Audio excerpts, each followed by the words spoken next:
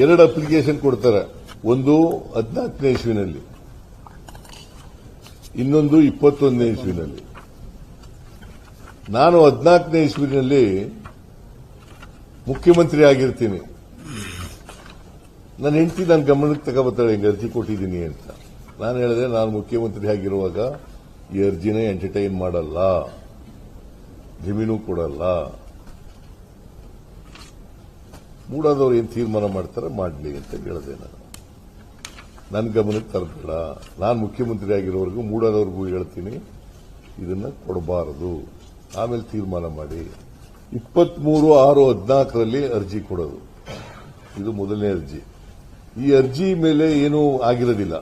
ಆಮೇಲೆ ಮತ್ತೆ ಅದೇನು ನಿರ್ಣಯ ಮಾಡ್ತಾರೆ ಅಂತಂದ್ರೆ, ಮೂಡಾದವರು ಅರ್ಜಿ ಕೊಟ್ಟ ಮೇಲೆ 15/12/2017, 30/12/2017ರಲ್ಲಿ ಒಂದು ನಿರ್ಣಯ ಮಾಡ್ತಾರೆ. ಏನಂತ ನಿರ್ಣಯ ಮಾಡ್ತಾರೆ ಅಂದ್ರೆ, ಸದರಿ ಪ್ರಕರಣದಲ್ಲಿ ಭೂ ಸ್ವಾಧೀನ ಪ್ರಕ್ರಿಯೆಯಿಂದ ಮೇಲ್ಕಂಡ ಜಮೀನನ್ನು ಕೈಬಿಡಲಾಗಿದ್ದರೂ ಪ್ರಾಧಿಕಾರದ ವತಿಯಿಂದ ಅಭಿವೃದ್ಧಿಪಡಿಸಿ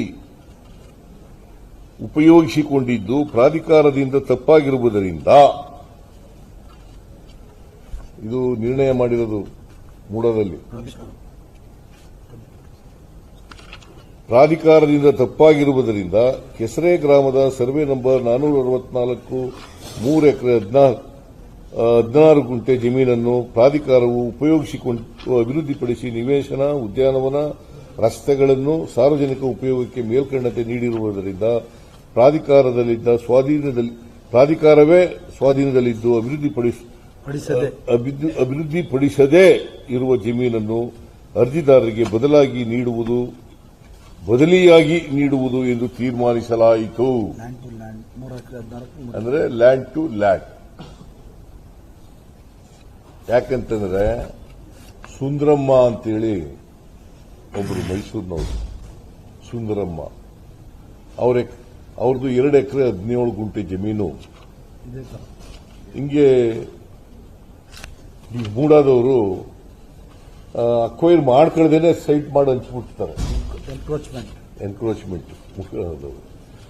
ಅವರಿಗೆ 50-50 ಕೊಡ್ತೀವಿ ಅಂತಂದ್ರೆ ಒಪ್ಪಲ್ಲ ಅಮ್ಮ. She went to the High Court, Karnataka High Court. She got the direction from the High Court and court directed 2 ಎಕರೆ 17 ಗುಂಟೆನೇ ಕೊಡಬೇಕು ಅಂತ. ಅವರಿಗೆ 2 ಎಕರೆ 17 ಗುಂಟೆ ಜಮೀನನ್ನು ಡೆವಲಪ್ಡ್ ಏರಿಯಾದಲ್ಲಿ ಕೊಟ್ಟಿದ್ದಾರೆ.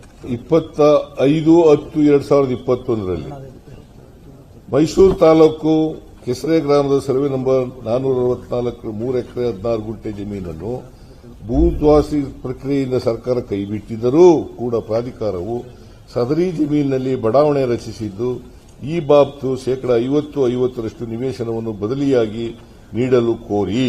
ಸೊ ಇದರಲ್ಲಿ ಕೊಟ್ಟಿರ್ತಾರೆ. ಆಗ ನಾವೆಲ್ಲೂ ಕೂಡ ಅಪ್ಲಿಕೇಶನ್ನಲ್ಲಿ ಇಂತಿದೆ ಕಡೆ ಕೊಡಿ ಅಂತ ಕೇಳಿಲ್ಲ. ನಮ್ಮ ಜಮೀನಿಗೆ ಬದಲಾಗಿ ಕೊಡಿ ಜಮೀನು. ನೀವು 50-50 ಕೊಡ್ತೀವಿ ಅಂತ ಇದ್ರೆ ಅದಕ್ಕೂ ಒಪ್ಕೊಂಡಿದೀವಿ, 50-50 ಕೊಡಕ್ಕೆ ಕೊಡಿ ಅಂತ ಹೇಳಿದಾಗ ವಿಜಯನಗರದ 3ನೇ ಮತ್ತು 4 ಇಲ್ಲಿ ಸೈಟ್ಗಳಿಲ್ಲ ಅಂತ ಹೇಳಿದ್ರು. ಎಲ್ಲಿ ದೇವನೂರು ಬಡಾವಣೆಯಲ್ಲಿ ಎಲ್ಲಿ ಜಮೀನಿತ್ತು ಅಲ್ಲಿ ಇಲ್ಲದೇ ಇರೋದ್ರಿಂದ ಮೂಡಾದವರು ಏನ್ ಮಾಡ್ಕೊಂಡಿದ್ರು, ಒಂದು ನಿಯಮ ಮಾಡ್ಕೊಂಡಿದ್ರು. ಏನಪ್ಪಾ ಅಂತಂದ್ರೆ, ಆ ಜಾಗದಲ್ಲಿ ಜಮೀನು ಇಲ್ಲದವರೆ ಬೇರೆ ಕಡೆ ಕೊಡಬಹುದು ಅಂತ, ಸಮಾನಾಂತರ ಕೊಡಬಹುದು ಅಂತ. ನಾವು ಎಲ್ಲೂ ಇಂಥ ಕಡೆ ಕೊಡಿ ಅಂತ ಕೇಳಿಲ್ಲ. ಅವರೇ ಮೂಡಾದವರೇ ನಮಗೆ ನನ್ನ ಜಮೀನನ್ನು ಪ್ರಾಧಿಕಾರ ಉಪಯೋಗಿಸಿಕೊಂಡಿರುವ ಬಾಬ್ತು ಇದುವರೆಗೂ ಯಾವುದೇ ಪರಿಹಾರವನ್ನು ನೀಡಿರುವುದಿಲ್ಲ. ಆದ್ದರಿಂದ ನನಗೆ ಮೇಲಿನ ಜಮೀನಿಗೆ ಪರಿಹಾರವಾಗಿ ಪ್ರಸ್ತುತ 50-50 ಅನುಪಾತದಲ್ಲಿ ಲಭ್ಯವಾಗುವ ಅಭಿವೃದ್ಧಿಪಡಿಸಿದ ಬಡಾವಣೆಯಲ್ಲಿ ಶೇಕಡಾ 50% ವಸತಿ ನೀಡಬೇಕೆಂದು ಕೇಳ್ತೀವಿ. 55% ಕೊಡಿ ಅಂತ. ಆಗ ಜಮೀನು ಕೊಡೋದು ಲ್ಯಾಂಡ್ ಟು ಲ್ಯಾಂಡ್ ಕೊಡೋದು ಬೇಡ, ನಮಗೆ 55 ಕೊಡಿ ಅಂತ ಕೇಳ್ತೀವಿ. ಇಂಥ ಜಾಗದಲ್ಲಿ ಕೊಡಿ ಅಂತ ಕೇಳಿಲ್ಲ. ನಮ್ದು 3 ಎಕರೆ 16 ಗುಂಟೆ ಅಂತಂದ್ರೆ 1,48,000ಕ್ಕೂ ಹೆಚ್ಚು ಚದರಡಿಗಳು. 3 ಎಕರೆ 16 ಗುಂಟೆಗೆ 1,48,000 48,000ಕ್ಕೂ ಹೆಚ್ಚು ಅಡಿಗಳು. ನಮಗೆ ಕೊಟ್ಟಿರೋದು ಎಷ್ಟಪ್ಪ ಅಂತಂದ್ರೆ 38,284 ಚದರ ಅಡಿ. ಎಷ್ಟು? 38,284 ಚದರ ಅಡಿ. ನಮ್ಮಿಂದ ತಗೊಂಡು ಸೈಟ್ ಮಾಡಿಬಿಟ್ಟಿರೋದು ಎಷ್ಟಪ್ಪ ಅಂತಂದ್ರೆ 1,48,000ಕ್ಕೂ ಹೆಚ್ಚು ಚದರಡಿ. ನಮಗೆ ಬಂದಿರೋದು 1,48,000ದಲ್ಲಿ 38,184